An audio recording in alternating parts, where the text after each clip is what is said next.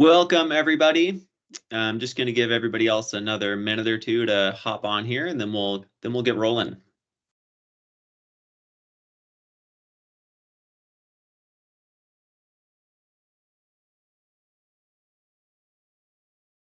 Give everybody a minute to adjust. We switched over to Teams from Zoom, so if this is a first time for everybody, we'll give everybody a minute to kind of figure out what's going on, if things have changed and they haven't used it before. And then I can give a bit of a brief overview for some changes that have come.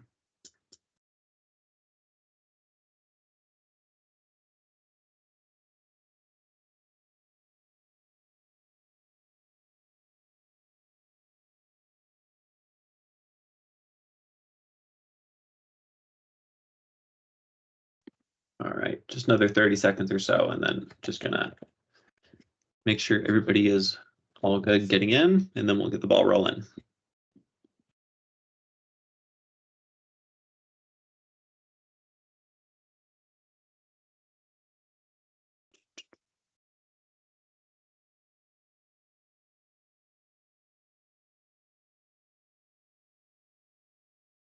All right. So welcome everybody to our third webinar of the year on gear choices on the Great Divide Trail.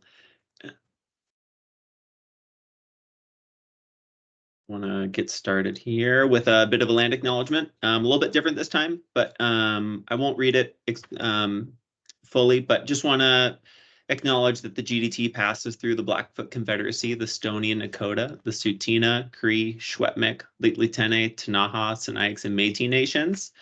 And I think it's also important to just kind of mention that the reason we do these things is to let people kind of know, what land are we traveling through when we're on the Great Divide Trail, because this land was taken rather than granted. And a cool website I found, I posted it here at the bottom, native-land.ca, where you can kind of look at a map and see where all the indigenous nations kind of overlap. So, if you're traveling through the trail and you're curious, where am I? I think it's kind of important to know, this is whose land this used to be. So rather than just, kind of going through emotion and saying this is who has land along the GDT, I think it's also important to know, okay, well, where is that land in specific?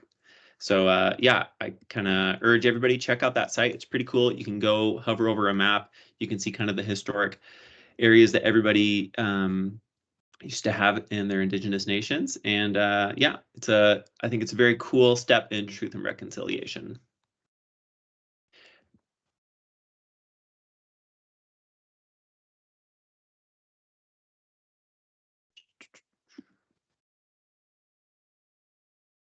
All right, so briefly, everybody here clearly knows about the Great Divide Trail Association because of this webinar, but just for people that maybe aren't fully familiar, I just wanted to kind of chat about what we are. So we're a volunteer-based organization. We're nonprofit. We do hundreds of kilometers of trail building every year, and we are the only organization that is fully encompassing the Great Divide Trail, which is Canada's longest hiking trail. Based on that, what's super important to us is membership, volunteering, and donating. Membership is great for when we're applying for grants. It's great when we're meeting with parks or any other kind of land governing bodies to say, hey, you know what, we have this many members, this many people that are interested in the trail, this many people that want to protect the trail. And so the more numbers we have, just the greater influence we have in protecting the trail, because currently the Great Divide Trail is not entirely protected. And that's something we really are focusing on right now. Also, it's great if you want to volunteer. Trail building trips just got released. Members get first dibs on signing up for the trips. They fill up every single year. So if you want to get first pick on those, membership is the easiest way to be first in line. And lastly, relates to that, our money comes from donations, memberships, and grants. And so, it's really great when people donate. A lot of times grants, they have to be for specific projects and stuff. But the great thing about donations is that, say we have an emergency come up, we have these things come up. When we have donated funds, we can spend them a little bit more freely. And either way, they're still accountable. At our annual general meeting every year, we go over what we spent all of our money on. Speaking of membership, there's some awesome membership benefits. If you are doing a through hike, membership easily pays itself off. Also, if you're in the market for any gear, topic of tonight, killer discounts, especially on big ticket items like Durston gear and through Gear Trade. If you're in the market for a new tent or a new quilt or sleeping bag or backpack, any big ticket item, a membership easily pays itself off. As well as kind of the awesome perks of like getting a resupplied at the end of section B, Peter Lougheed, beginning of section C, you get a discount there. If you're getting a resupply at Blueberry Lake in section G, a big chunk of money off there. So yeah, membership, huge help for us, and it definitely saves hikers quite a bit of money. Couple updates for this year. Speaking of gear, we have maps now, Great Divide Trail Association maps. You can get them exclusively through Gear Trade. There's two versions. You can get them in paper or you can get them on kind of the Tyvek waterproof material. This is the most up-to-date map, the one that's been updated for 2024 hiking season. They were created at the end of the 2023. So whatever is on Far Out, whatever's on our website, it's the same exact map. You can buy them just per section. You can buy, depends on the section. There's sometimes a few for a section, or you can buy the whole thing. You save a bit of money if you buy a full set. Also, if you aren't interested necessarily in buying the maps, the same data is available on the Great Divide Trail Association website. Under maps, we have those same files available if you want to download them, put them into Gaia or something, or if you want to get them printed on just regular paper. Finally, just wanted to mention we have our first kind of Gear Trade garage sale going on in May.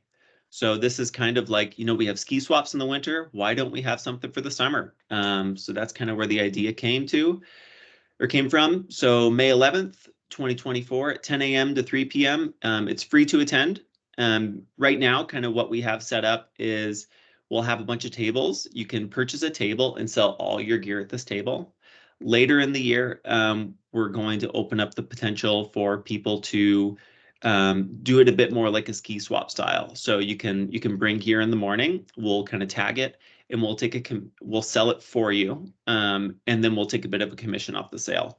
All of this is going to be cash only, just to keep it nice and easy. And all the money raised, including the tables, it's all going to go to the Great Divide Trail Association. So huge thanks to Gear Trade for this. It's going to occur at their shop in the parking lot, May 11th.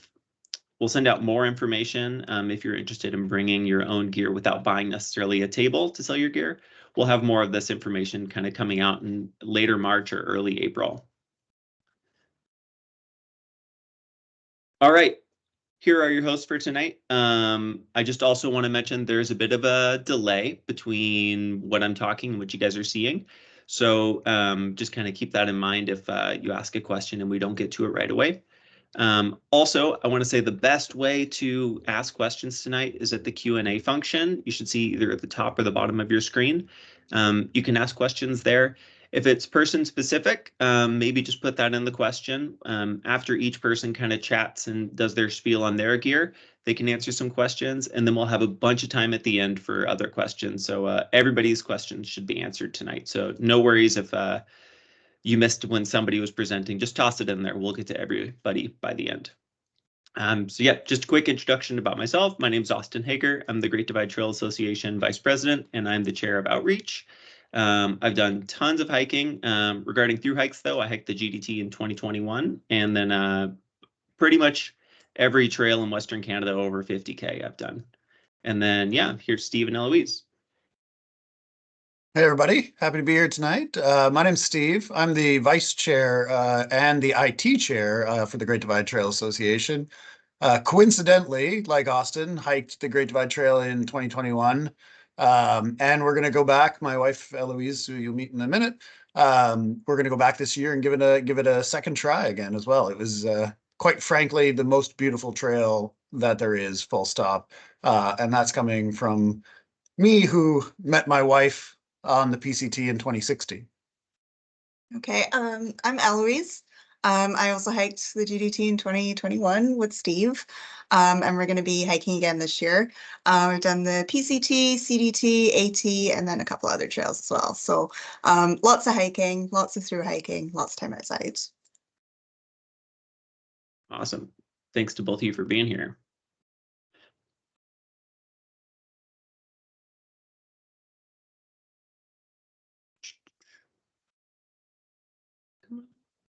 Give me a second. There we go. Cool. So just some quick 2024 updates on the trail. Previously, there has not been any kind of bear-proof food container requirement anywhere along the GDT. This has changed for 2024. So Parks Canada, we had a meeting with them, and they said that bear-proof canister is mandatory condition of a random camping permit. So what that means for a hiker, random camping permits technically only exist in sections D through the floodplain and sections F. And regarding what a bear-proof canister means, an URSAC will work. Many of the bear cans will work. Most people are probably going to go with an URSAC on the trail just to save some weight. So while it's only required in section D and section F, highly suggested. I mean, I personally think it should be a requirement for most of the sections, simply because there's not always great places to hang food. And the nature of kind of doing a proper bear hang is really hard. You know, people can spend over an hour trying to get it done perfectly.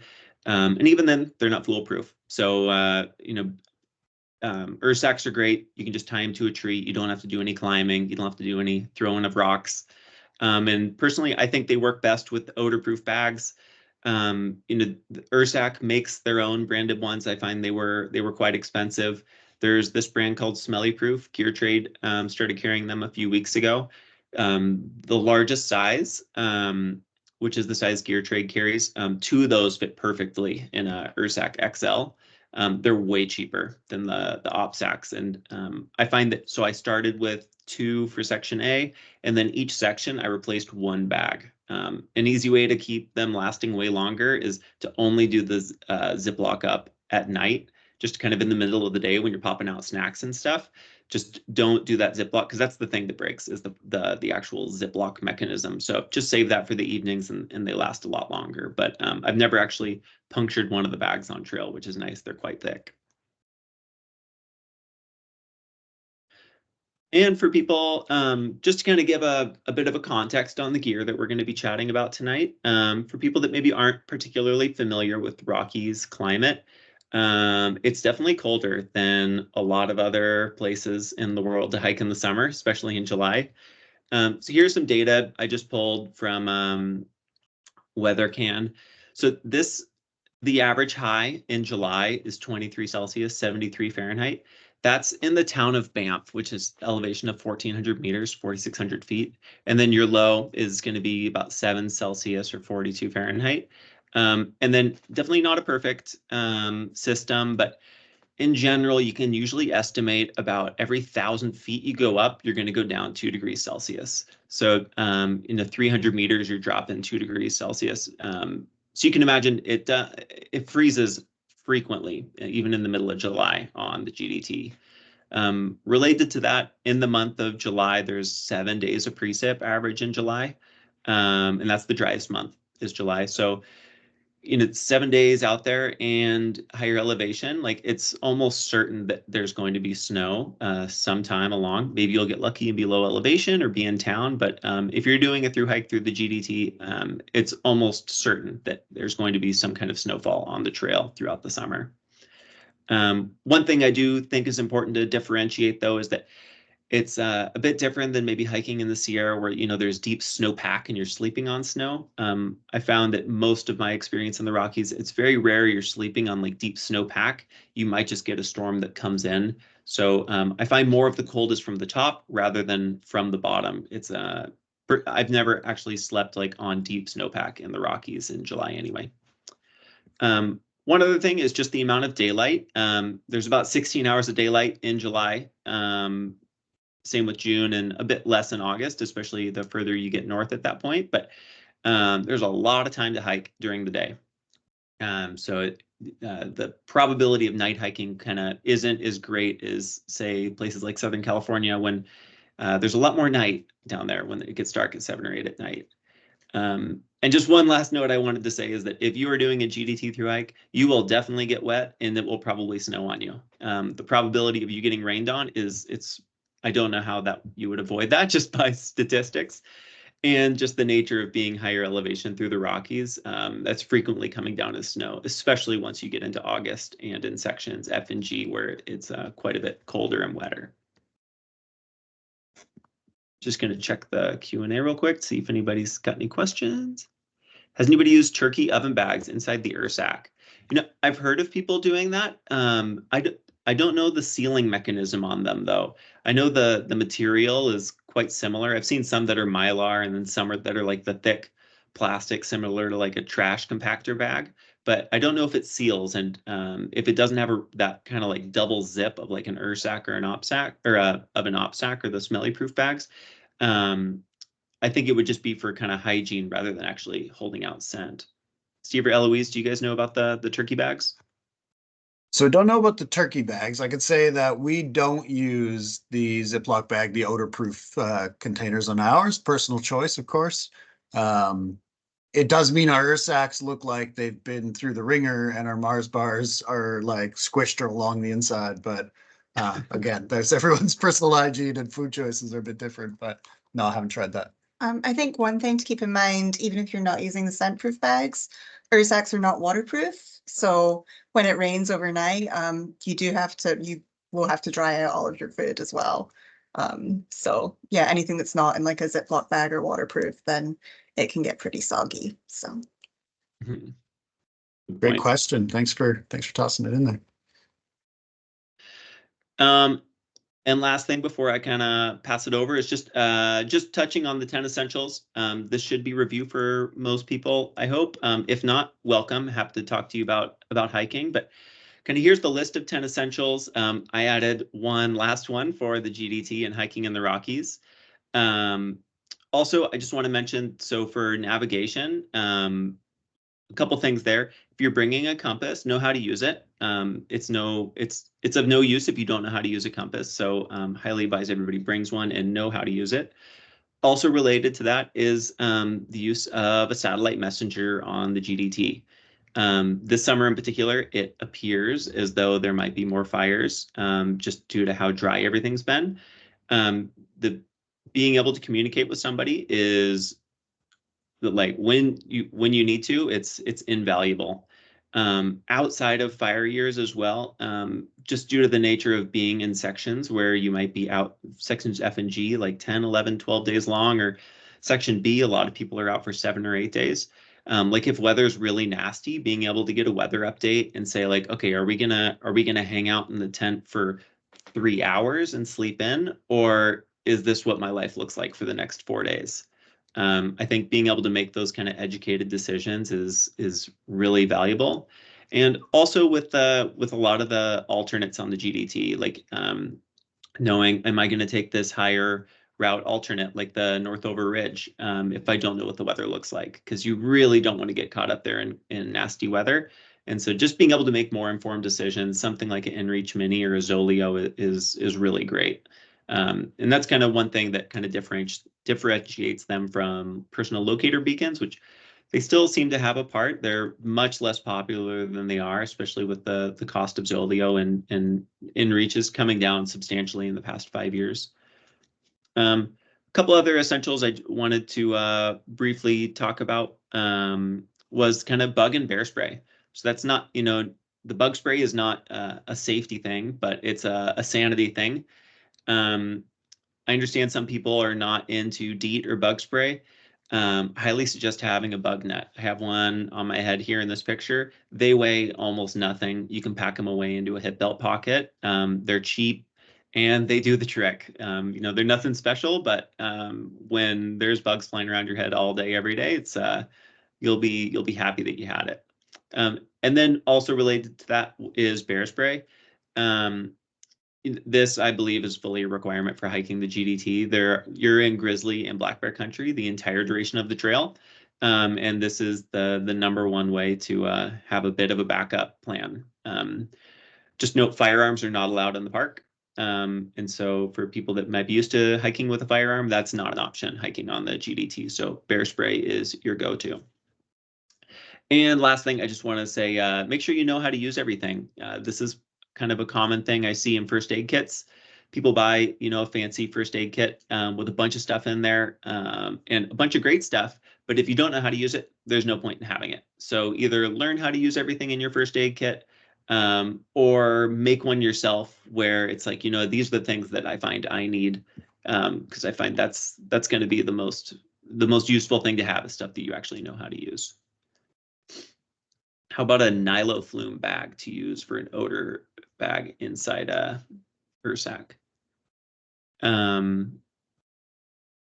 Yeah, same as turkey bags. Gotcha. Yeah, I mean, I personally don't know if, you know, rolling and twisting seals the same kind of way. I'm sure somebody out there does, but I know that thing that kind of sets the smelly proof bags apart is the zip. Like the zip function on it is huge. Like on the OpStack, it's like 2 separate zippers that's heavy duty. All right, and Steve, take it away. All right, that's it. That's me. I want to start off by introducing everybody to what I like to call Man Pack. This was day 1 of my backpack setup on the PCT in 2016. Before I go into a little bit about that, I want everyone to start firing in tons of questions in the Q&A because that's what we're really here for, is to answer your questions. We do have some slides where we'll talk about our own gear choices and what works for us, but we're here to answer any questions you may have, particularly about gear and you know, gear in relation to hiking the GDT. So thanks to the people who threw the questions in about the Ursac, but like if you're sitting on a question and waiting for the opportune moment, here's your invite. Get in there, throw your questions in. So I wanted, before I show you what I've changed for when I've hiked on the GDT, I just wanted to highlight, when I started the PCT in 2016, I've got a picture of my pack on the luggage scale, fully loaded, food and water and everything, 45 pounds, which we've had some feedback from the webinars in the past that we don't always have people on that don't have super ultralight backpacks, and they're, you know, maybe a little unapproachable to the common hiker. I just want to make sure that everyone's perfectly clear and perfectly calm and understanding that, like, whatever you have is probably going to be fine. So if you've got a heavier pack, don't worry about it. I think my base weight for the PCT, I was proud of my 22-pound base weight. And as should you, if that's what happens to be there. From what I've learned from hiking, like that was my first real big hike. I just kind of went out and said 5.5 months, let's go for a hike, and brought a bunch of stuff. If you ask 100 hikers what you need to have for gear, you're going to get 100 responses, and they're going to be ridiculously opinionated about what you should have. But it's fine. We're all just out there. It's walking, people. Like that's all it is. It's just walking. So like bring your stuff and have a great time, and don't stress too much about it. And hopefully this webinar helps remove some things. But all that said, the less you're carrying, you're going to probably enjoy yourself a little bit more. And that's the thing. You don't have to spend tons and tons of money on the new, hottest, cheapest bit of gear. You don't have to cut all the straps off your, like, do that if that makes you happy, by all means. But the big thing is, like, you'll probably notice it's about leaving some things behind, comfort items in particular. And that's a balance. That's a personal balance. You're going to have to figure out. So for instance, I went from 22 pounds at the beginning of the PCT down to 18 by the time I was done, which means I found 5 pounds worth of comfort things to get rid of. And again, super proud of that. I'm lighter than that now, but I would go on the PCT, or I'd go on the GDT with 18 pounds. I'd have to carry a lot of food with that 18 pounds, but that's that. So enough about Man Pack, as much as I was super proud of Man Pack because that was hilarious. As the slide switches to the next one, it's a bit slow and we got a lot of people on. There we go. So that's my gear setup now. That was this summer. That was north of Kakwa. Eloise and I went out and traipsed around up there. You'll notice it seems a lot lighter. So I wanted to speak, obviously that's not my whole gear list there. I think I was probably 13 to 15 pounds base weight if you don't count food and water. But we were also carrying, and you will on the GDT, a lot of food. I think in 2021, our longest was 12 days of food. And our Ended short, up being 14. which ended up being 14 because of weather, as Austin mentioned. Yeah, good point. We had a couple of 8-day carries in there, a couple of 5-day carries. So it's good. Like leave some stuff at home. If it's about comfort. And I think that's the big thing. If you've got a background in doing a lot of camping, it's good to remember that you're probably going to be doing a lot of hiking and not a lot of camping. So you probably don't need your axe or your hatchet to make fire. Are you going to make a fire every night? That's a personal choice you should think about. But like, odds are you're going to get to camp, eat your food, tie it to a tree if you got a nurse sack, and then go to bed. So it's those kind of considerations is maybe pivoting from the camping setup to the others. A few things I wanted to highlight in this list here. A couple of the items, the top and the bottom, are about feet. I really love Ultra Lone Peaks. Those are great for me. Those are hiking shoes as opposed to boots. If you've got a background in hiking with boots, like maybe give some shoes a try. Again, the personal choices though. Your feet will get wet. I think Austin mentioned that. I promise you they will get very wet. Section G, I don't think it is physically possible to have dry feet at any moment in Section G. That's just a reality of the trail. So blister care is also really important. Find what works for you and make sure your med kit has more of that than anything else. Maps, you'll notice I carry the Garmin InReach Mini, and not only that, I have my mother-in-law understand how the BC Fire Maps works, and she sends us updates to tell us, did you know there's a fire that's just kicked up near location X? That's something to consider. We also carry paper maps and have far out. Is it overkill? Maybe. That said, like you all know the stories, and so you may or may not want to have all your reliance in one particular app. At least take 2. I guess in my case, I have 3 there. Teach your own.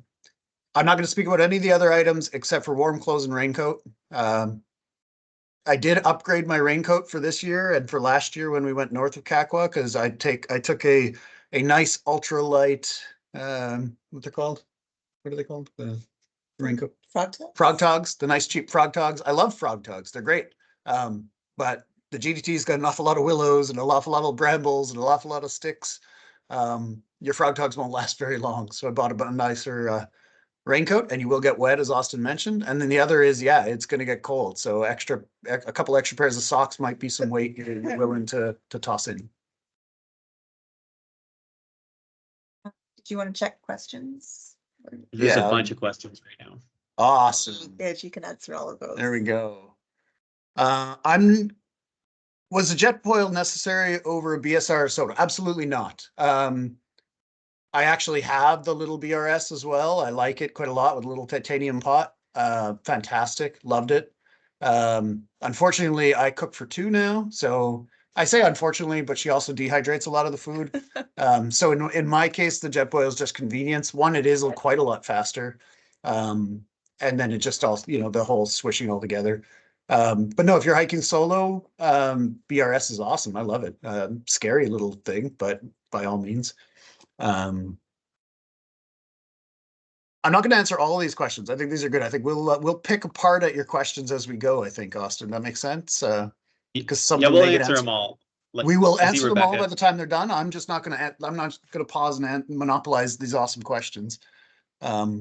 Especially the one about the top 3 must-haves. I'm going to spend Eloise's moments of speaking thinking about my top 3 must-haves. Okay. So I'm just gonna, I have a little bit of a counterpoint to Steve's heavier pack. I want to reinforce to people. First of all, I don't know if we really clarified if anybody here is a newer hiker and isn't super familiar with ultralight hiking and all the terms we're using. Your base weight is the weight of your pack and all the things in the pack that are not consumable. So it's your tent, your sleeping bag, your clothes. It does not count your food. It does not count your water because those change so much throughout the trip. So just to clarify that if anybody's wondering. So having a lighter pack is fantastic. For me personally, I find that I'm much less tired at the end of the day. I get far fewer injuries and I can move a lot faster. And sometimes on the GDT, moving faster can be a great advantage if there's bad weather coming or just because you didn't do very well when you were getting your permits. And so you might have to do ball pass to Wolverine or something terrible like that. It's a big day. So a lighter pack really helps with things like that. It is extra important for anybody who is smaller. I am a full foot shorter than Steve. So for me personally, a heavier pack is a much higher percentage of my body weight. Whereas for Steve, it is less of a big deal. So Steve can carry a lot more weight a lot more easily than I can. So for me personally, having a fairly light pack is pretty important. However, my base weight on the GDT is about 2 pounds heavier than my base weight on any other trail. And that's just because of the things that I choose to carry. The GDT can be a little bit more extreme in a lot of ways. So I really do prioritize having better rain gear. Bear spray does add a little bit of weight, and then also more layers. And that's just, you know, I'd rather carry that weight and be comfortable and be safe rather than be too light. And the other thing to keep in mind with your pack weight and when you're trying to decide if it's worth spending the money to upgrade to an ultralight piece of gear or not, the foot carries on the GDT can be pretty intense. I think the worst one that we had was 12 days. That ended up being 14 days. And that was just because we didn't resupply at Blueberry and F&G. And so when you're carrying that much food, having a lighter pack makes it a lot easier to carry that much food.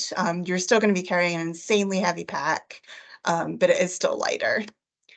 So it is kind of important to consider all of that. Another point, Austin already talked about this. We got snowed on in August on G. This is why our 12 days of food ended up being more. Up towards Kakwa and inland rainforest, it's really, really wet, it's really cold, and it's a lot harder to get out of there if you do get into trouble. So we hiked in 2021, we're going to hike again this year, and the main difference that we're going to make is we're going to send some extra stuff to Jasper. And I would really encourage anybody who is through hiking northbound to consider doing the same, unless you're carrying enough layers for that section for the entire trail. So we'll be carrying decent rain gear, but if you have been using something like frog togs or like anything that's not super sturdy, it is a lot more bushwhacky north of Jasper. So consider maybe sending extra rain gear there. If you don't have enough layers to deal with snow and freezing temperatures, maybe send an extra sweater there. And as Steve mentioned, we had wet feet from the time we left Jasper until we got to the highway after Kakwa. So if you send some extra socks there to Jasper, then you have an extra pair of socks to use on F&G. I think that's just kind of helpful. Just a second while the slide shifts.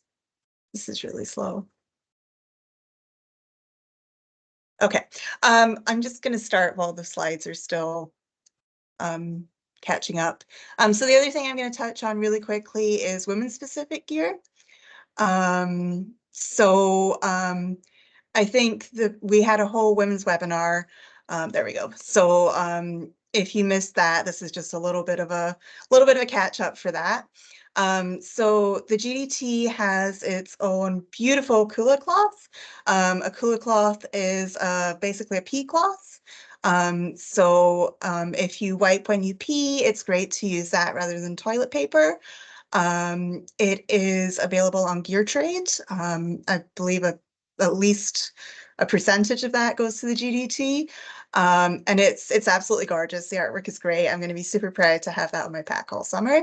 If you haven't heard about pea cloths or Kula cloths, I would be happy to answer questions about those. They're an absolute game changer if you have not heard of them. So the other women's specific gear, for the most part, everybody's different, but unisex gear does work well for most people. And most small cottage companies do have sizing that works well for women or anybody who is smaller, has smaller frame. I already touched on this. Base weight is much more important if you're smaller. And my pack is a higher percentage of my body weight, so that is something that you should keep in mind. Also, women may need warmer gear. Women do tend to sleep colder. So you might want to consider a warmer sleeping bag than some of the temperature ratings that you're seeing recommended if you're if you're planning on buying gear, just maybe get the warmest sleeping bag that you can. Maybe not a -30, but still. And then at the bottom there, you have my email address. So we did have the women's specific webinar where we covered hygiene and gear and all that kind of stuff. And we answered a lot of questions there. But if you have any questions, please ask questions in the chat. But if there's anything that you're not comfortable asking in the chat, specifically like hygiene stuff or anything else, I'm really happy to answer any questions by email too. So. There's a question in the chat there specifically for you is what was your base weight, Eloise? So on the GDT, I think it was about 12.5 pounds. And then on most other trails, it's about 10. So, yeah, that was a pretty happy medium for me. Steve and I do share some gear. So Steve carries a stove and part of the tent, but my solo gear is lighter than the shared part of the tent. So it kind of balances out. Yeah. Should we do another question or go? Just go? We'll grab the if you've asked a question and we haven't hit it yet, don't fret. We're gonna rush through. We're gonna go through all of those in detail as they either come up in Austin's or at when we're done. We've got a couple of more slides. So keep asking questions. Don't stop asking. These are awesome. It's one thing I wanted to mention is that you know, I don't want this to be like, you know, you have to go out and spend $1,000 on a DCF tent and then a DCF backpack and, you know, a brand new quilt and a brand new tent. This is a list of all things that I saw on the Great Divide Trail, and people had a marvelous time. So I think just things that, you know, I've seen tested on the GDT, people had a fantastic time out there. And just that, you know, if you are in the market for something and say you want to buy a new water filter, you know, a lot of times you can spend less money and save a bunch of weight, which is kind of the example with like the MSR Mini Works, the classic old water pump with the handle like that. You can get faster, cheaper, lighter water pumps now. And so I think it's just kind of, if you're going on a longer trail, sometimes it's nice to keep in mind, you know, if I'm going to invest in something, maybe I'll get something that I can use more. And I think after I got a lot of things for my GDT through hike, it's still just what I use for every single backpacking trip now. I throw in a couple extra comfy items if I'm just going out for 2 nights, but you know, everything else is basically the same, down to the shorts and underwear. Oh, and yeah, just one last thing. I just wanted to also just chat about, you know, first aid kit. More often than not, I find people are more successful when they make their own first aid kit because they intentionally put everything in there. You know, a couple Benadryl pills, some anti-inflammatories, some painkillers, maybe a base bandage wrap, and then, you know, just frequently, you know, it's stuff where it's, okay, I have a blister, I have some pain, I have some swelling, and, you know, if it gets really bad, you know, I don't think it's very often people are making, you know, like a full leg splint and hiking out for 4 days. You know, at that point, people are probably going to hit the SOS on an inReach. So I think kind of understanding like, okay, also just planning like, okay, I'm in a lot of pain. Is it time to take a day off, an extra day off in town? And just kind of knowing this is what my first aid kit's for. It's for first aid rather than, you know, healing a broken leg out on trail. So here's kind of my gear list. I hiked the Great Divide Trail with my partner. So again, as they mentioned, my gear list would look almost exactly the same if I hiked solo. And I think hiking with my partner, I can kind of vouch for some things she really liked and some things she really didn't. So here's just a few list of my favorite things. I really liked my backpack, the Hyperlight Mountain Gear 3400. I really appreciated having a Dyneema backpack just because it doesn't absorb water. When you're crossing a river or getting rained on or snowed on, it's nice that it's not really going to go inside. I did put one of those trash compactor bags on the inside. If you do that, I highly suggest getting white. I saw some people that got black trash compactor bags, and finding your stuff in a black bag, a black opaque bag in the middle of the night, or even in the middle of the day, is a big pain in the butt. So clear, if you can find it's good, or white, just it's way easier to find your stuff. For my quilt, I used a Catabatic Flex 22. I really loved it. I think it was essential that I paired it with 250 weight merino top and bottom sleeping clothes. If I had gone with kind of a classic like 150 weight or something synthetic, I think I would have been cold. But I found this was kind of right on the edge, and it helped me save a bit of weight. My partner, on the other hand, used the Enlightened equipment, Enigma 10 degree Fahrenheit. She loved it. That thing's amazing. It's super warm. She sleeps colder than me. And so I think that's kind of good, showing like, some people will go with 22 degrees, some people will go with 10 degrees. And so I think just kind of finding that sweet spot. It's really no fun being cold on trail. And so I think, comfort's nice when you've been hiking all day, especially if it's been raining or snowing on you. Being able to crawl into your little dry, warm cocoon is invaluable. Again, my favorite, so going down my list of favorite items, the Sawyer Squeeze, really loved it. It's the biggest of the Sawyers, but the flow rate's great. I had one of the really small ones before, absolutely hated it. It clogged a bunch. It was really slow. I got the biggest one, and I was like, the amount of time I saved just being able to hike with that is fantastic. Also favorite, so least favorite and favorite. I started off the hike with a Z-Pax Duplex. Did not like that tent. I'd used it a bunch before, but never in really crappy weather. And, if the weather's great, every tent's great. But I found, just it wasn't really designed for really windy, really rainy. It was getting a lot of splashback. Those nights when, you pitch it as low as you can, but the geometry's kind of off. So holding your rain jacket up against the mesh so you don't get splashback inside. Switched to an X-Mid Pro 2, and life was great. You can pitch that thing all the way to the ground. It's way bigger inside, and it just felt way more burly. Just a couple other things. Patagonia sun hoodie. I'm not a big sunblock guy. I don't like feeling greasy and having that stress of like, am I sweating and wearing it off? Just being able to cover my skin with something was great. It's sunblock that never wears out.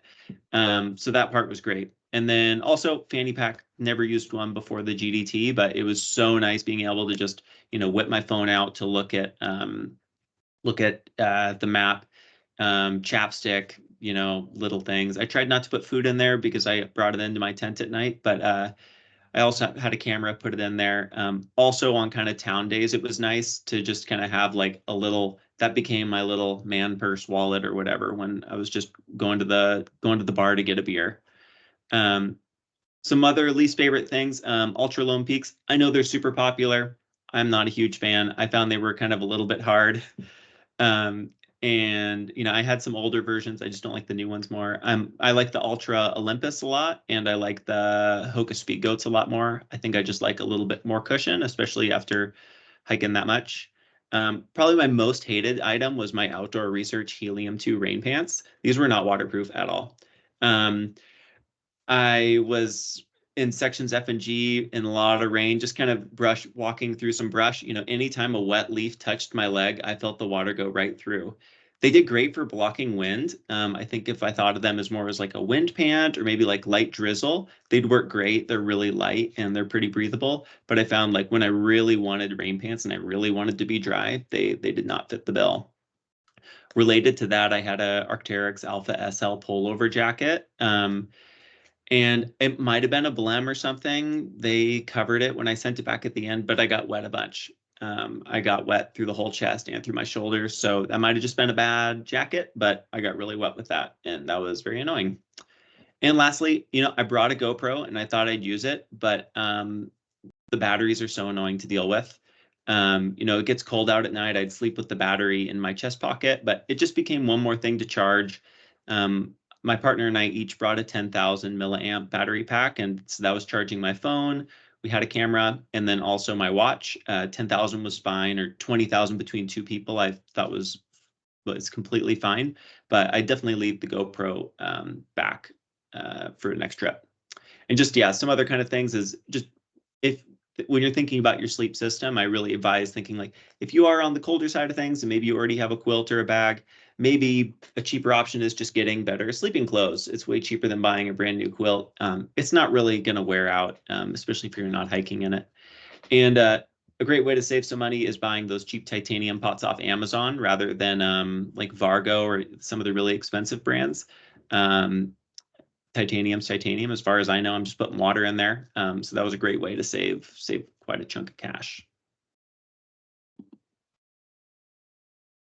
And I just had some last tips. I wanted to kind of chat about things that I found that either don't really cost a lot of money or things that I found were super helpful. You can see here in this picture, it might be hard to see, but so inside my shoes, I have gallon Ziploc bags that I cut the zip part off of. These are the world's lightest camp shoes. If you have, soaking wet shoes, which you will for a lot of the trail, being able to dry your feet off, toss some like sleep socks on, put the Ziploc bag on the outside of the sock, and then put your feet in. It's a little clammy, but in general, it's pretty dry. And so now you have your dry sleep socks covered in this, little waterproof Ziploc bag, and you can walk around in your shoes, which it's so nice because I didn't want to bring an extra pair of shoes. Again, yeah, you can see here, it's smelly proof bag here. Maybe I'm just paranoid and I don't like smelling like, oh, bears are smelling garlic bread. That probably smells yummy. So maybe I'm just paranoid, but and even I don't even know the full efficacy of it, but just knowing that I'm taking some efforts to reduce my scent in my food bag is nice. And as they mentioned too, it's nice to keep stuff dry. I didn't even think about that because my food never got wet, but just to kind of keep in mind that some kind of thing would be nice to keep your food dry. Third is the bidet. Here's all the fun colors they have now. There's 3 good ones out there now. I saw Garage Grown Gear came out with, there's 2 different ones they have now in addition to this, which is the Kula Clean. The new ones look like they're a much better design. I got this mid-trail and it was a game changer. You save so much weight on toilet paper that you don't have to pack out. So note of that, don't bury your toilet paper. You're expected to carry it out in a Ziploc bag. And yeah, you save way more on toilet paper. I still brought it just to kind of like dry myself afterwards, but you're using like 2 squares instead of however many. And also just as like a cleanliness thing, you're hiking all day, you're sweating, sweat is salty. It's just nice to kind of keep things clean. And lastly is a headlamp. I went into it with probably like a better headlamp than I needed. It's pretty rare that you're going to be hiking in complete darkness. The sun's coming up at 5 something. It's getting dark at 9 or 10 something. There's a ton of hours in there to be hiking. Almost always the only time you're going to use your headlamp is if you're going to the bathroom in the middle of the night. And so you don't need a Ferrari high beam headlamp on your head to go find a tree to pee next to. One thing I will say, I used it a little bit because it was super hot the year I hiked. So there was 2 days that we hiked. We started at like 2 in the morning, but even, late June, it never really gets fully like pitch black. And so I think even like a cheap $30 headlamp probably would have been fine for, those couple hours before the sun starts to come up. And that's it. From there on, we just wanted to answer a bunch of questions. One thing I also wanted to say, if people are looking for like a really light gear list, Jupiter, he hiked the trail last year. Jupiter Hikes on YouTube.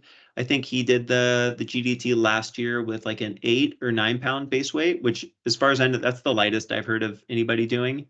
One thing he really wishes that he did have, which is in the video, is that he said he really wished he did had a satellite messenger. And one thing, especially coming from hikers in the States, he was really happy that he opted for like a 3-layer rain jacket. The guys hiked in the rain a lot, he said, but when you're on a windy ridge or something, like, a poncho isn't ideal because it's going to kind of blow around a bunch. So having a nice rain jacket that you can depend on for when it's, pouring down rain for maybe a couple days in a row is worth its weight in gold. And so from now, I think we can just hit a bunch of questions. Yeah, Austin, there was a couple of questions related specifically to what you were just talking about. So one was when you were talking about your tent, would you recommend a double wall versus a single wall tent for condensation purposes? And I know Eloise likely has opinions on that too. Yeah. I used a single wall the whole way through. It's a big weight savings usually to have a Dyneema tent. Like the tent I use now, like if I was to do it now with a partner, I would probably use, right now I've been using a Ultralight Ultimate 2 with the full inner. It packs big. It's the size of like two Z-Packs duplex packed up. It's probably about double the weight too. It's a Palace though, and it's stormproof. I'm torn on whether I would use that. And I mean, I'd say it's probably half-half for people using double wall versus single wall. A ton of people use the Tiger Wall from Big Agnes or the Copper Spur.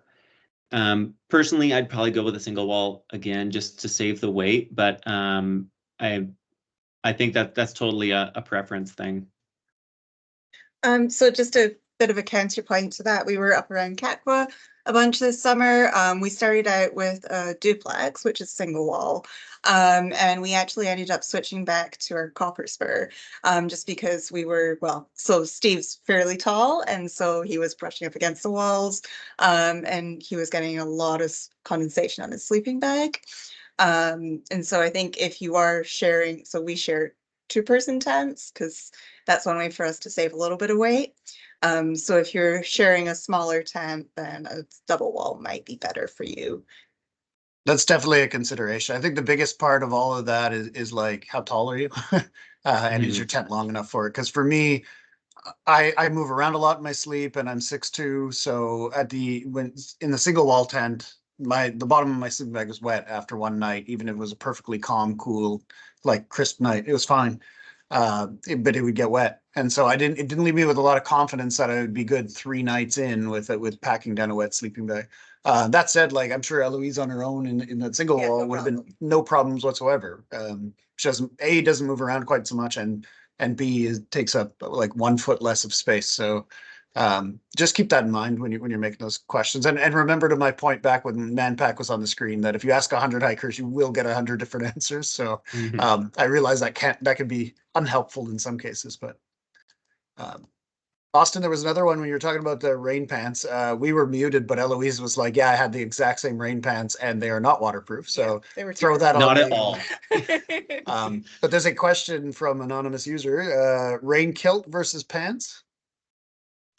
I would personally consider it. I think so like your feet are going to be soaked, and I don't really care if like my calves are wet, but I feel like your quads and groin, that's so much of like the core temp, and I think a kilt can do a great job at blocking that. One spot it might be a pain in the butt is when you're like crawling over logs and stuff. I don't know what that would look like, and I guess I'm assuming you're going to be wearing pants under the kilt, so I don't know how much moisture will wick up, because I know that's sometimes a problem. You walk through a creek that's calf deep, but then the water wicks all the way up to your quads. So yeah, not entirely sure. If I was to do it again, I would use rain pants, better ones. But I just don't really have any experience with the kilt, so can't speak to it. I saw somebody asked about my. Oh, do you guys have any experience with that? So I've used a rain skirt on other trails. I think my biggest concern would be F and G and somewhere like a Misquay where there's a lot of bushwhacking, and just how much more likely you are to get caught on bushes and brush with a rain kilt. I think it would depend on your section. If you're in like section C or something, then I think a rain skirt or a rain kilt would be fantastic. And for me, I'm on the fence. I'm toying with it, but the thing that keeps coming back to me is that your point about you're probably wearing pants. I would not hike the GDT with legs exposed, even though I did I met some awesome people who did. They also it looked like they got attacked by gremlins at the end of every day, because this isn't your PCT where everything is nicely, manicured for you the whole way down. We're doing our best, right, Austin? But you're going to get attacked by alders and bushes and all the rest. So you'll probably be wearing pants. And then your point about wicking is spot on. Somebody asked what my backpack my partner used. She used a Gossamer Gear Mariposa, and she is completely obsessed with that backpack. Cool. The newest question is on the line about the pants, and I just wanted to touch on that because I hiked the PCT in convertible pants, which makes me, I think, like an old white guy. I think is basically what that makes me. But I did enjoy the fact that I could be effectively in shorts, although very dorky looking shorts. And I think they could be a pretty good option on the GDT. I wouldn't. I certainly wouldn't take 2 pairs, like you said. I would commit to one or the other, and maybe convertible is a good option there. Yeah, I used pants and shorts on mine. You know, I wore the shorts. I didn't need the pants for like, I definitely didn't need pants in section A, and I didn't need pants in section C. But I found B for bugs. It was nice just to have something covering my legs. And then also one thing, anytime I crossed a river, I just took my pants or I just went in my underwear. So that way, you know, if I did fall in, I had clothes that were dry-ish in there. One thing to think about though is if sometimes I know people that hiked with both and they were happy to have one thing to wear below the waist that was dry if the other thing was soaked. But again, I totally get that people don't want to bring two things. And then might as well wrap up the similar line of questions at the same time. Somebody said, can I go without rain pants or a rain kilt? And would you advise against it? Eloise? I think I would definitely advise you to bring rain pants, just because especially in the sections that are pretty bushwhacky, you basically have like a car wash effect where you're walking through wet brush.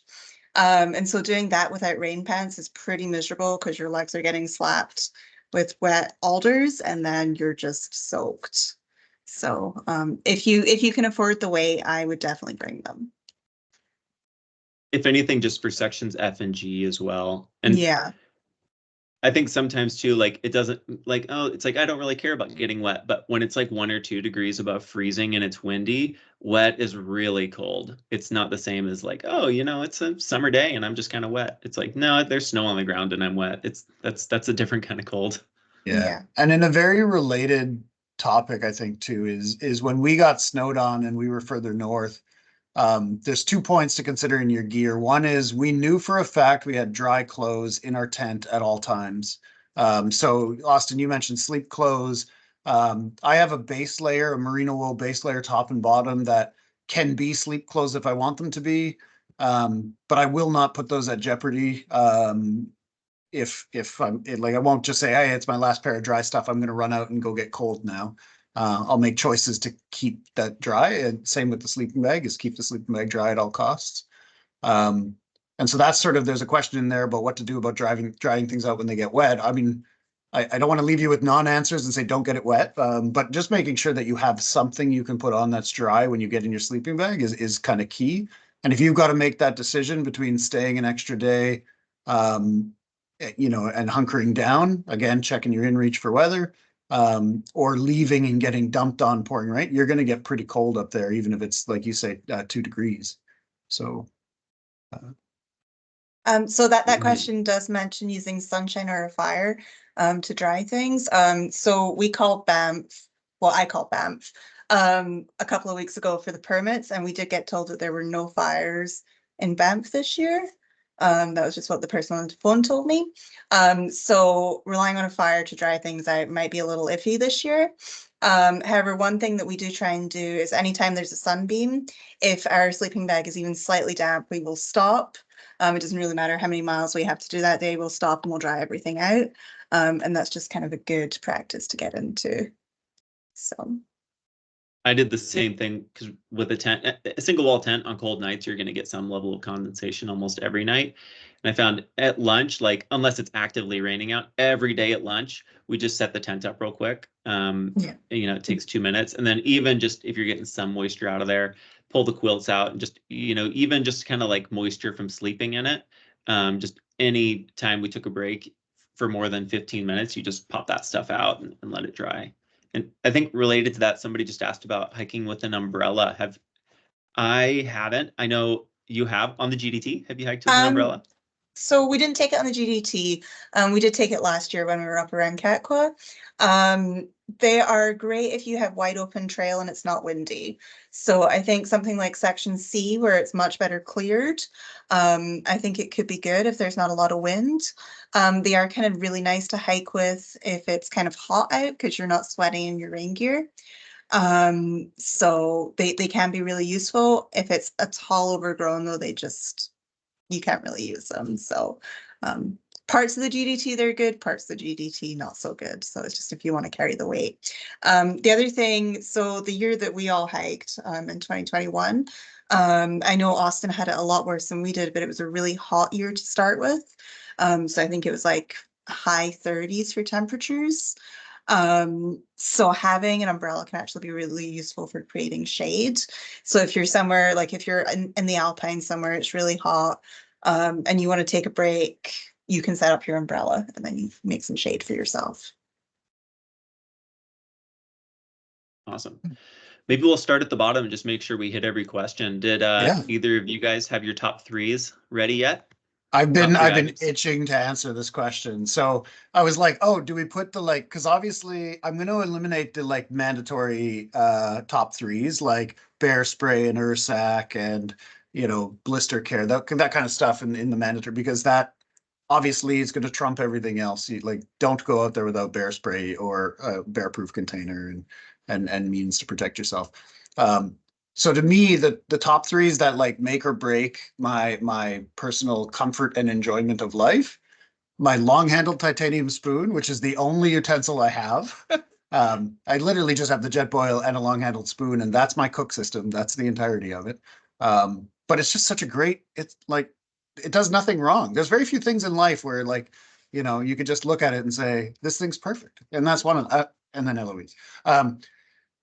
The other one is I've got a pair of thicker, darn tough wool socks that I save for my sleep socks. I will wear them if I have to outside, but like there's something about laying down in your sleeping bag at the end of the day where you've been walking a lot, maybe they got wet, maybe they're not, and you put that like comfy pair of sleep socks on.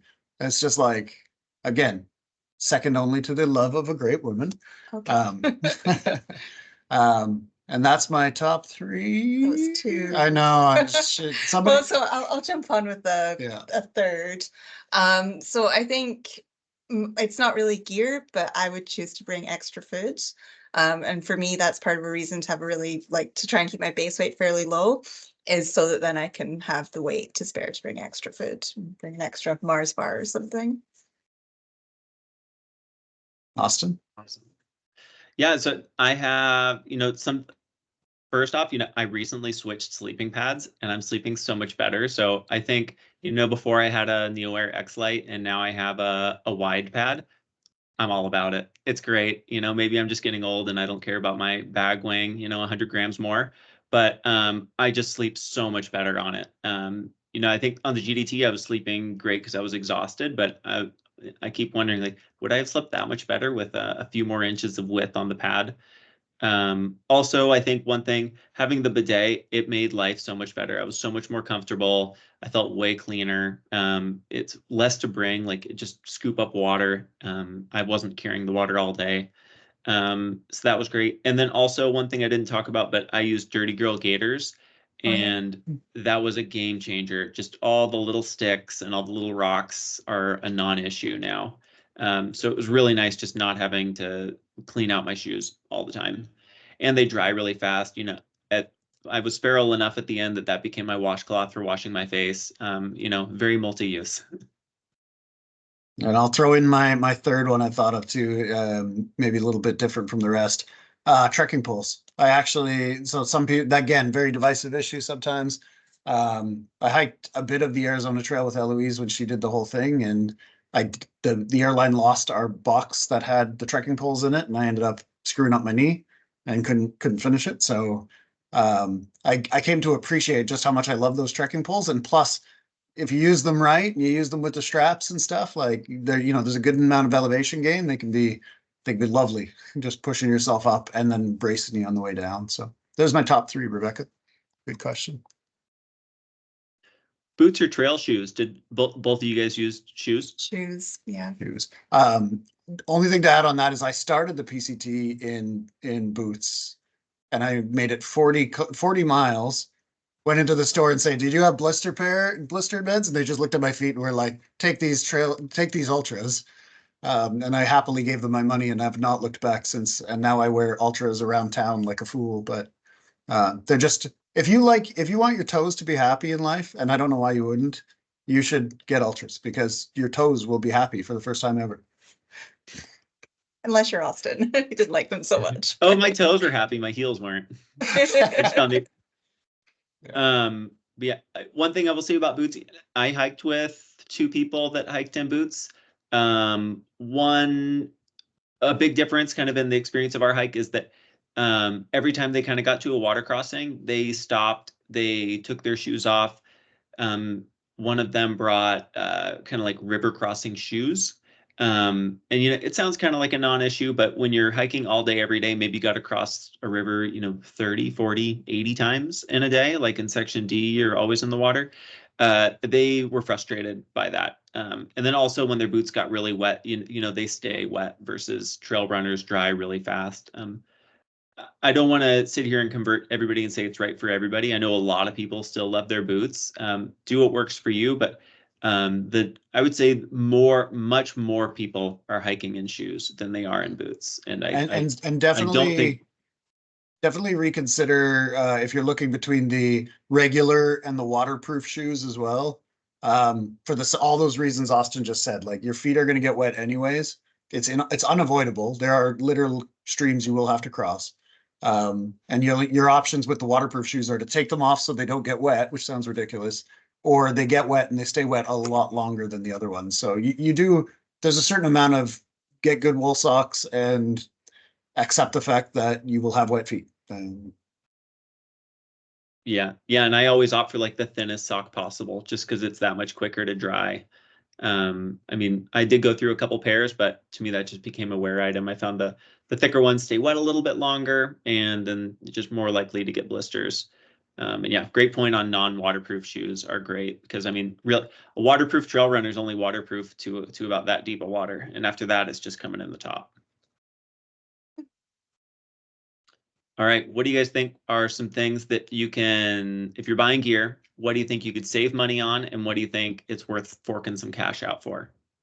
So I think one thing you can save money on probably is your hiking clothes. The GDT in particular is really tough on what you're wearing. You're going to get holes in it. So at least like whatever top or shirt you're wearing, whatever pants you're wearing, I normally go for a fairly cheap option just because I know it's going to get trashed anyway. And when I have hiked more expensive options, it's always a regret because there's holes. In terms of things to spend more money on, I think it's really important to have a reliable tent. You want to make sure that that's waterproof and that it can stand up to a bit of a storm. And then I think also making sure you have a warm enough sleeping bag is pretty important too. So. Yeah, I would piggyback on the on the tent and the sleeping bag. I mean, as much as those are the ones that everyone talks about, it's not so much about being ultralight. I think it's more about being dry and warm. Like, those are the things to look out for sure. I don't like to be cold at night at all, so I'd rather be way too warm. So you know whether or not you're kind of like a hot sleeper or a cold sleeper or whatever that means to you. But to me, that's the one you got to watch for. And again, I hiked a PCT on a mech bag. It wasn't crazy expensive compared to the super ultralight options. It was a lot heavier. If I had to do it again, I might have spent more to get a bit lighter one, but I would not have spent more to get a lighter one that was colder, if that makes sense. Like I wouldn't sacrifice weight for warmth on the sleeping bag, in my opinion. Yeah, I think same thing. Hiking clothes, same with puffies. Like Decathlon has puffies that are cheap. You can spend a ton of money on a puffy. You don't need to. Same with fleece too. I know there's a bunch of cool fleece companies like Senchi and Melanzana, and Palante makes fleeces. I don't know if a Walmart fleece is any colder. Fleece is, generally speaking, you're not going to have a huge difference. Also water filter, I know we didn't talk about this a bunch, but you can spend about 40, 50 bucks on a Sawyer water filter that works great. I still use the one from the GDT. You can spend a lot more, but you don't need to. And also one thing I'll say is, if you're gonna spend a chunk of money, you're gonna save the most weight by just getting your big three. So your tent, your sleeping bag, and your backpack. There's going to be no better investment on saving weight than getting those things down, because a backpack can weigh 5 pounds or 2 pounds or even less. You're not going to have a 5-pound water filter or a 5-pound down jacket. I hope not, but yeah. And I think also one thing is a rain jacket too. You don't have to buy a $600 Arc'teryx rain jacket, but you can spend a couple $100 and get a decent rain jacket. There's a lot of questions. You guys are doing awesome. Keep them coming. Yeah. We'll try and maybe blast through them as quick as we can while still answering it thoroughly. Gear that we brought on a through hiking got rid of because you weren't using it. I got rid of the GoPro because I wasn't using it. I started with a fleece. I also had a puffy. I got rid of the fleece until sections F and G. I didn't need it. How about you guys? I'm probably like, so you saw Man Pack. I sent quite a few things home from that. One is like the sleeping bag liner. Some people, it adds a couple degrees of warmth and stuff, but I was taking on that trail to keep my stuff clean. Give up on it. You're going to be dirty. Just embrace it. It's awesome. Being dirty is awesome. That's why we're out there. That's probably the other one is, and I got some help from some raccoons, which is a much longer story, but stuff sacks. I was like, nice. I want all my things nice and organized. My electronics are here. My this is that. The only thing that's in a stuff sack right now is my sleeping bag because that provides a double layer of waterproof for that whole keep it dry at all costs. Other than that, embrace the chaos. Like you don't have as much stuff. You don't need to have as much stuff organized. And then you've got all these little bags that, you got to put with things. I choose to get rid of that one. That's the thing I got rid of.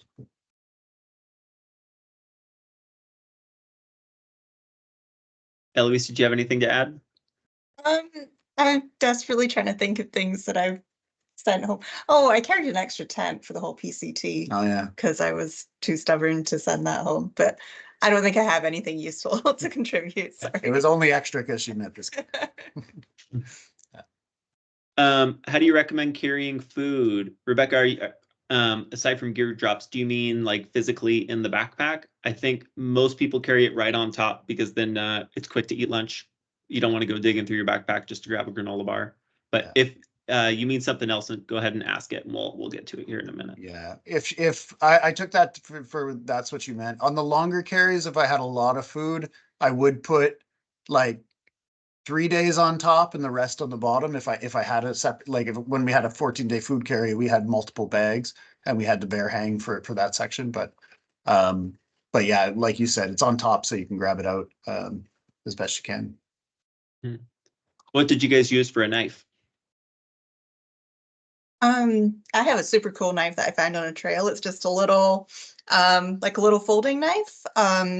Really, most of what you're using a knife for on trail is to cut up some cheese to go in your tortilla or to open packages.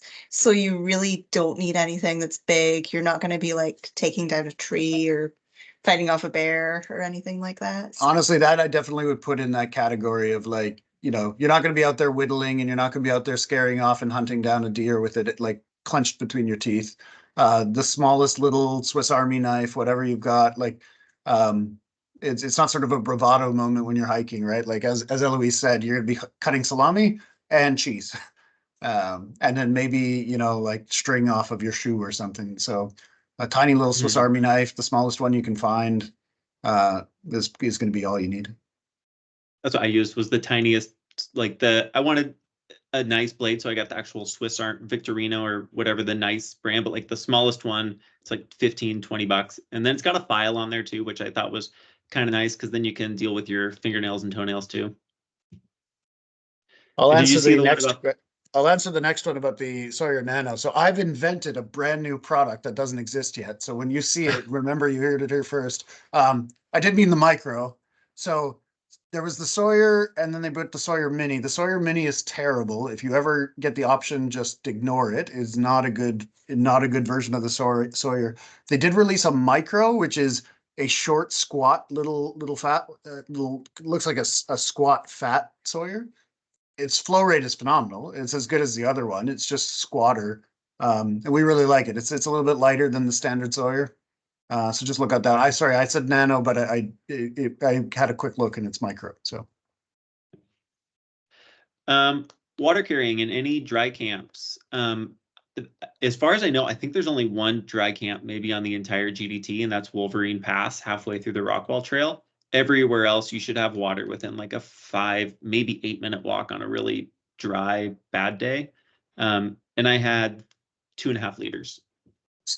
So I think we would probably when we do it this year, We're going to carry more for section A. So we had a really stressful day on Lac Rolette. It was really warm. It's really exposed. There's no water up there. And that section took us a lot longer than expected. We actually ran out of water and ended up having to melt some snow. So I don't know if we've decided what we're carrying, but I think we have 2 liters each for that section. And I think we would definitely want at least another, maybe the ability to carry another, so maybe the ability to carry 4 liters just to be safe. Yeah. But section A is really the biggest issue for that. Yeah, honestly, 2 liters is plenty for 90% of the trail because, as Austin mentioned, you're going to you're either going to be walking in it or it's coming fast and furious. But there is a little bit in section A, as Eloise mentioned, that worthwhile having some more. I think there's also one of the first alternates can be pretty dry. The row one, I think, can be pretty. Yeah, pretty row's dry. supposed to be really bad. So it's early, and then you can kind of ditch back down to 2 if you need. Yeah, and almost so much of the trail, it's rare I'm even carrying a full liter just because you're encountering water so much. Like it's, before camp and stuff, or if I know I'm doing a big pass or something. But the amount of times I actually have more than a liter in my backpack is not very often. Like just the ability to carry it. How's floodplain? Yeah. You're kind of navigating Malign Creek, same thing, Malign Lake. You're walking in it. For getting rid of fuel canisters, I think it depends. I think realistically, a lot of the places you're bringing them are throwing them in the garbage. I know I left mine at the hotel. They said I could leave it there. I don't know what they're doing with it. And I think that's going to be. They are pretty easy to get most places. I think Field is the only one you'll likely have problems in because, obviously, Coleman, you should be okay, I would think. There's you will be fine because there's Spry in Coleman. Jasper has about 4 gear stores, so you have no issues there. If you do go into Banff, then obviously you're in Banff. So you shouldn't have any issues finding the canisters except for Field, I would think. But disposing them, yeah, sorry to not have a great answer for you there. I don't really remember what we did. I think we just gave them to people. Yeah. We're like, here, there's a little bit left. Sure problem. Yeah. It might be something, also, as 2 members of the GDT board here, we'll maybe look into see what the options are on the trail so we can disposal. Yeah, we should know that. And yeah, so they're available to purchase every single resupply except the end of section C, which is the town of Field. Most people that were going to Golden or Lake Louise, and they're both available there. And just kind of related to that, we didn't touch on it, but I found the medium size. So I'm bad with the numbers on what they are, but there's the little tiny baby ones, there's the medium ones, and there's the really tall boys. The medium one I found was perfect for my partner and I to share for each section. So we went through 1 canister per section, and that's boiling water for dinner, about 500 or 600 mils a person. So a liter, let's just say 1.5 liters, because maybe we have a hot chocolate or something at night, and then about 200 mils in the morning. So maybe 1.5 to 1.7 liters per day for a section, and we never ran out. I think for sections F and G, we brought one of the little babies just in case, but we never used it. I think that was a big thing. I saw a lot of people with the huge fuel cans. A lot of people were packing for their fears. You get a lot of burn time out of the normal sized ones, especially if you're just boiling water. Yeah, the smallest one by my count, and obviously it's different, but temperature and elevation is you can get about 38 cups boiled with the smallest one. But again, what I encourage you to do is buy the small one, and every time you boil 1 liter of water, scratch the side with a rock or your long-handled spoon or your knife, and then just use that as a guide going forward, because then you know how far you're going to go. You do about a 2 cups for a meal. You'll very quickly realize how much they take. Somebody asked about a Thermarest Hyperion 20, if it's warm enough for section A. I personally know somebody that hiked specifically with that quilt. Do you guys have any experience with it? No. 20 seems a bit cold, but you said 22 is okay. So again, I like being warm. So we went I down think to- it's going to depend on the person and how warm or how cold you sleep. Personally, for me, I used a 10-degree sleeping bag on the trail, and I don't think I would want to go with anything warmer or colder than that. But Steve could definitely get away with something that's less warm. And another consideration is like we like using the Z lights, so the closed cell foam sleeping pads. Those don't add much warmth at all. They don't add much anything at all, to be honest. But it's good. If you have an inflatable sleeping pad, that may add enough warmth that compensates for a colder sleeping bag too. Yeah, totally. I was going to mention that too. Like, I know this person, they thought it was fine. I think they sleep relatively warm. I will say, so I had a 22 degree and I'm in 250 weight. I had a NeoAir X-Lite sleeping pad. And on cold days, I have my puffy on and my quilt and, hat on and my sleep socks. So it was really right on the edge, but it made me happy because I felt like I was being like as efficient as possible. But most people probably don't want to bundle that hard. So I think that's why the average is probably 10 to 15 degree quilts and bags on the GDT. And then definitely with more of a 3-season pad. Some people I know used the NeoAir Ultralight and they were getting chilly on the chillier nights just because there wasn't a lot of insulation on it. So I mean, people do use it, but in general, I think more people are using more of a 3-season sleeping pad. Right. Do you guys have any advice on bringing a fleece and a puffy? Yes, do it. Yeah. Yeah. I've got a merino wool base layer that tends to be for sleeping more than anything else, but I can use it if I need. But other than that, I've got the fleece kind of melly type setup, and then it's just puffy, and that rounds out my being warm. Yeah, I agree with that. I think also a thing to think about is what kind of puffy you're bringing. Like a Mountain Hardwear Ghost Whisperer is not that thick. Like I know a lot of people use them in the States, but if you're using that, I would really suggest using a fleece. I have a thicker down jacket. It's not a very common brand, but I was okay with, so like on chillier mornings, I will wear like my sleep top if it was dry, and then I'd wear my sun hoodie and then my puffy, and that was fine. But towards F&G, I brought my fleece and I was super happy. I did, just to have just for like hiking when it's cold out and dry. It's way nicer than hiking in a puffy. Eloise taught me that every time you stop for the day and you're you're done hiking, first thing you do, fleece and puffy, and then that, or maybe if it's warm or just the fleece or just the puffy, but and then you just stay comfortable the whole time, right? It's easier to stay warm than to get warm.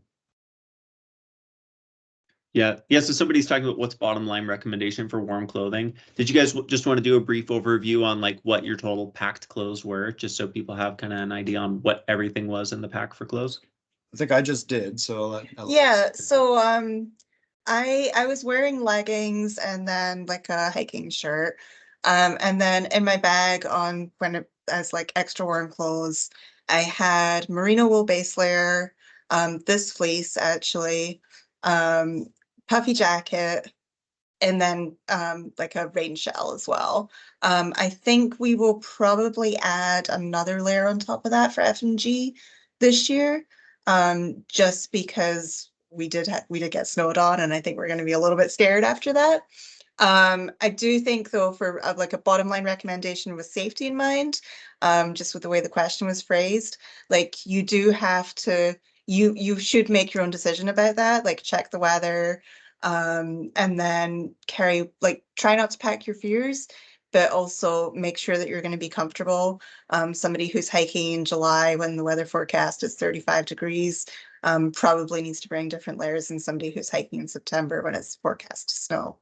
So.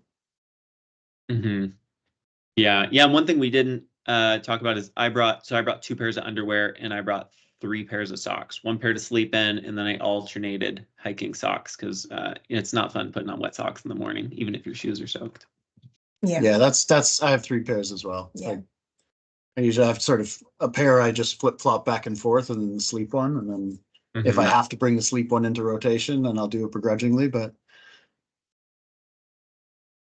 Somebody's just asking, with an Ursaki tie it to a tree at whatever height? Yeah, exactly. Just make sure the tree is big enough that a bear can't like rip the tree out of the ground. You can get a pretty good, I mean, a tree, like a real tree tied to that. The strings are big. You can tie it around quite a large tree. And yeah, I usually try to tie it like at least a couple feet high. I don't know if it makes a difference for little critters, but just a couple feet high, kind of like wherever my shoulder is going there. Yeah. And then yeah, just kind of 50 meters ish walk away from camp. We're gonna do a webinar on animal safety at the end of March. So I'll talk a bit about kind of mitigating bear risks. We're gonna have a conservation officer join us on that. And we'll talk more specifically about that. But yeah, with an Ursac, you just tie it to a tree and then you're set.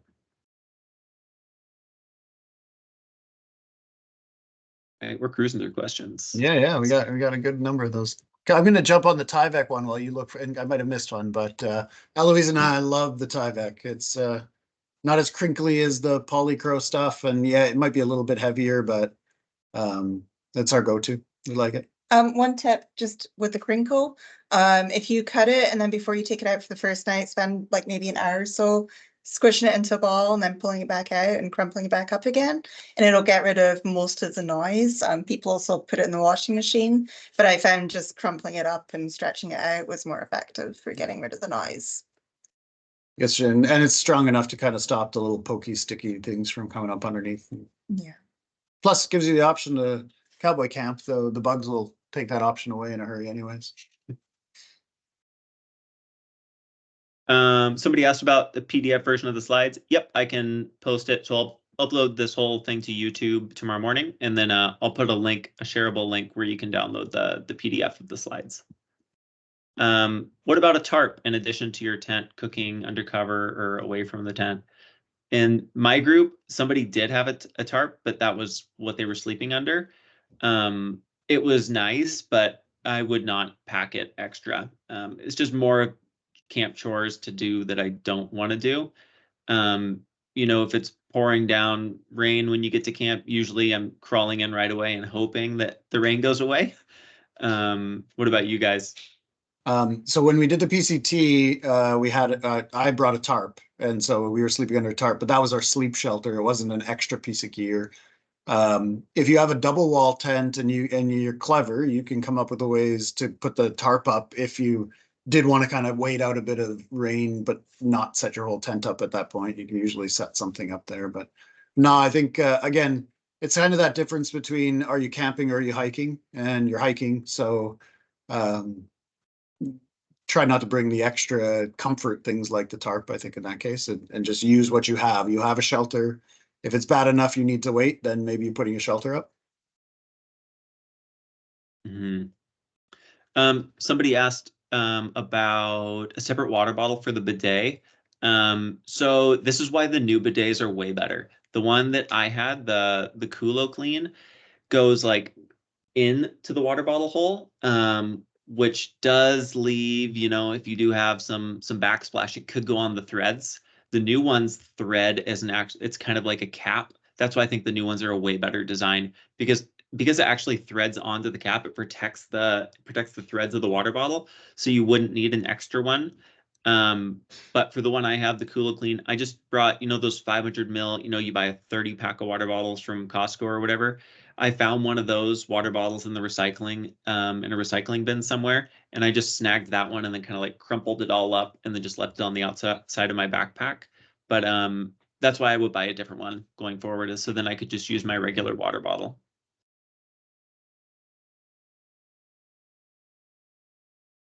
Do you guys use Injinji liner socks? I think we both used to. I find they actually kind of hurt my toes a little bit on steeper downhills. But Steve used them a lot. He used to get really bad toe blisters.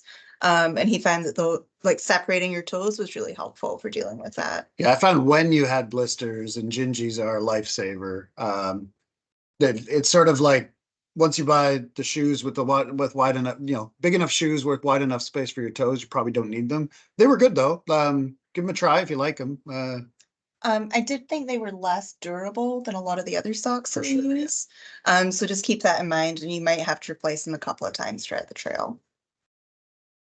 Yeah, I had to replace all my socks at least once. Like I think I went through maybe 4 pairs of socks on the trail. I have web toes, so I can't wear Injinji socks, but I know some people that did, and they liked them a lot.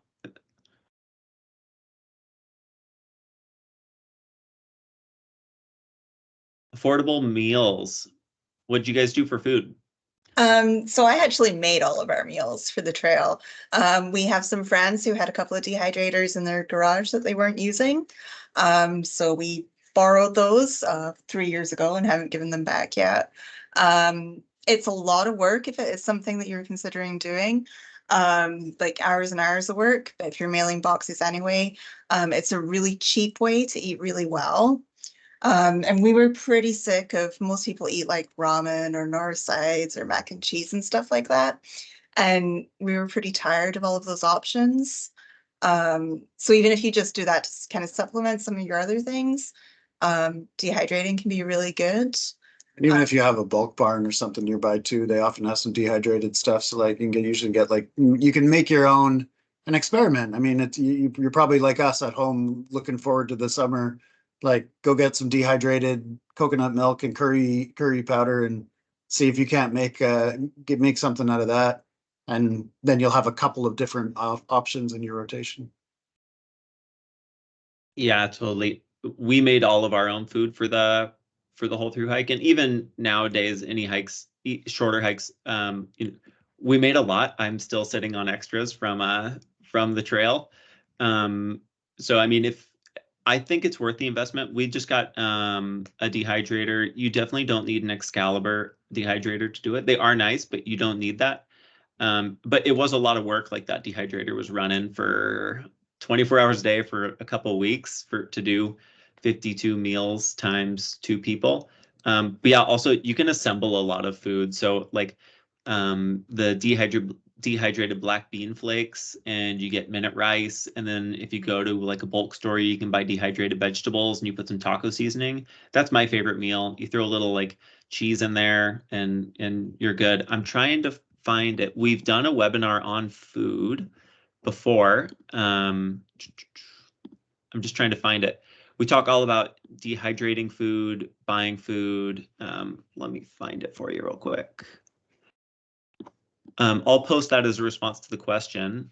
Somebody also talked about getting sore feet with speed goats. Do either of you guys hike with insoles in your shoes? No, you tried insoles on PCT for a little bit, and it messed your ankle up a little bit. Yeah, I don't know the speed goats, but I know for ultras, they're sort of, if you add an insole, your foot is just a little bit taller than it was before. And that's the only time in trail runners I've ever had issues with rolling my ankle. And it was because I was putting in taller insoles in, which was bringing my foot up, and kind of like they weren't designed with the rest of the shoe. I have not, knock on wood, rolled my ankle in ultras since that experiment with putting different insoles in my shoes. So give it a try. I have heard from people using this like little steel plate insoles that kind of stop from the rocks hitting through, but I don't think rocks are as much of an issue on the GDT. I mean, obviously there's rocky bits, but it's wet more than rocks. Yes. Yeah, I know. So we've done previous webinars on training, and we had some physios on there, and they talked a lot about shoes. That's a whole shoes you could do a whole webinar on. I think there's kind of two, from what I've learned with them, is there's usually kind of 2 reasons people are getting sore feet. One is just feet aren't very strong yet. So I find that there's kind of an issue in the beginning where your feet are just getting stronger. And then it can kind of lead into more of a chronic issue like plantar fasciitis, which is something else. So I think it's kind of important to differentiate. Is this like an acute thing, like, oh my God, I've been walking all day, my feet are sore? If that's the case, they've talked a lot about, something like some people bring a cork ball. If you don't want to bring another item, doing 5-minute foot massages at the end of the day can help a ton. And that's like physiologically proven, not snake oil proven. If you just kind of get a massage going briefly in your feet and release a lot of that tension, there's a huge benefit going into the next day. But yeah, they also speak about insoles. If you look on our YouTube channel about training, we have Krista, GDT alumni and physiotherapist. She just finished the PCT also, and she talks about footwear on there. Did we do it? Did we get through the, We did it. I think we did it. Anybody else have any final questions? Just as a reminder, we're going to have, I'm not sure if I mentioned this yet, actually, we're going to have a couple webinars in the next month and a half, one on animal encounters. So grizzly bears, black bears, moose, elk. We'll maybe chat briefly about deer and stuff that aren't a threat. And also kind of as Andrew Skirka calls them, little bears, like the little rodents that can get into your food. And also on lightning, because I know lightning is definitely something that happens, especially in late June, early July in the Rockies. So that'll be one webinar. Details to come in a couple weeks on that. And then we're also going to have a natural history webinar. So we're going to probably break this into 2 webinars because there's a lot of content, but we're going to have more of the like geology history of the Canadian Rockies, and then one of the flora and fauna of the Canadian Rockies. These will likely be in late March, but probably mid-April. All right. Well, thanks, everybody. And if anybody's interested, when I post the link for YouTube, I'll share it everywhere that this was shared. If people are looking for a full gear list, I have mine from the trail. I have my partners. I can post those if anybody's interested. You kind of heard about what worked, what didn't, but if people want to see, the nitty gritty all the way down to socks and underwear and headlamps and how many cords and all that. Right. Oh, air mattress versus foam. I'm a strong proponent of inflatable pads, but you guys are We are strong you guys are next proponents level of with the foamies, hey? foam, so Yeah. it is. I mean, I sleep like a log anywhere, and I think Eloise is the exact opposite, and we both seem to be okay with the foam. Yeah. We do tend to use our foam because it's on the outside of the pack. You can throw it down at lunch. You can throw it down wherever. You don't have to worry about it, and we're not the least bit worried about it popping or anything. But It's also a lot less effort at the end of the day to just Yeah. unroll a foam mat rather than inflate it. Yeah. But certainly, if you love your sleep and you need your soft stuff, like you've got to, Yeah. you need your rest. Yeah. Yeah, we got both ends of the spectrum. Hey, I wish I'm going to a 25-inch wide inflatable 3.5-inch pad and you guys are on foam. So whatever you can sleep with. And any updates on permit efforts? I guess I'm assuming you're talking about a GDT through hiker permit. No update on that. Realistically, this is a multi-year plan. I don't expect this to happen in the next year. But this is like this would be like really one of the biggest accomplishments of the Great Divide Trail Association. So it's a multi-year plan to get there. It is very much a priority and not being taken lightly by anybody on the board whatsoever. But as Austin mentions, like we've got tons of partners and different parks and all the rest to go through. And so Austin's spiel at the beginning is, going into those conversations with we've got 500 members is great. If we can go into those conversations and say we've got 1,500 members, there's suddenly a very different 10,000. conversation, right? Yeah. So for those of you that are in, like, take advantage of all those member benefits, but also just know that your membership also helps us tackle some of those problems a lot more fruitfully. Awesome. I think that's it. Thank you, Steve and Eloise, for being here. Really appreciate it. You guys are That's much more awesome. experienced Thank you. hikers than me, so it's nice to have some true pros. Besides that, if anybody has any questions, feel free to shoot them over. Eloise's email was in there too. I'll just add mine. If anybody has any questions at all, feel free to shoot them over. If I don't know, I'll tell you, but I'll also try to find the answer. And yeah, so I'll post this to YouTube tomorrow morning. In there, I'll have the list to the slide deck. If you just want to see the slides, I'll also have a list to my hiking list on Lighter Pack. If anybody has any questions, let me know. Don't forget, May 11th, we have the gear trade gear swap.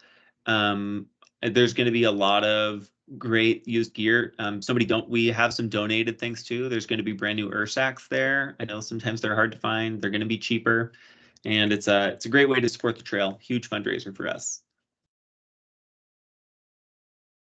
Have a great night, everyone. Wait, no, wait. Let's give it another minute. Going to give everybody just one more minute in case there's a bit of a delay. Any last questions? Give them a second.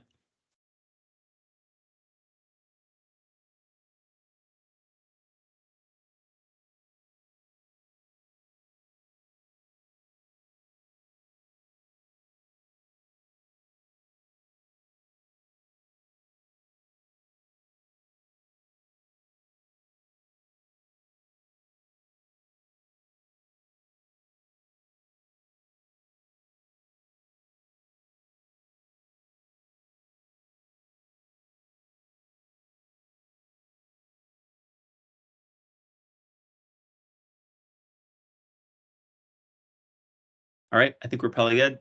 Thanks, everyone. Have a good night.